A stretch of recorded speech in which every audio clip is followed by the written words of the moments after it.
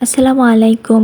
আজ আমি আপনাদেরকে চিকেন নাগা তৈরি করে দেখাবো। এজন্য আমি একটা চিকেনকে ম্যারিনেট করে ফ্রিজে রেখে দিয়েছিলাম। তাতে পরিমাণ মতো লবণ, হলুদ এবং মরিচ গুঁড়ো, আদা বাটা, জিরা বাটা দিয়ে মেখে ফ্রিজে আমি 30 মিনিটের মতো রেখে দিয়েছিলাম। সেখান থেকে বের করে আমি ময়দাতে এভাবে আটা মাখিয়ে দিয়ে দিই ফ্রাই প্যানে ভাজার জন্য।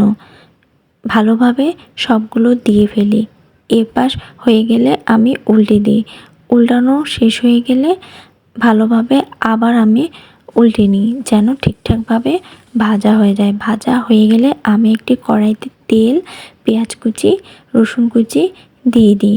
তাতে পরিমাণ মতো লবণ, হলুদ গুঁড়ো, আদা বাটা, জিরা বাটা এবং মরিচের বাটা দিয়ে দিই এবং সয়া সস দিয়ে দিই। 1 কাপ পরিমাণ সস দিয়ে দিই। এবার সেটা ভালোভাবে নেড়েচেড়ে একটু ধনে গুঁড়ো দিয়ে দিই। সেটা দেওয়া হয়ে গেলে এবার আমি ভেজে নেওয়া সেই মাংসটাকে দিয়ে দেব।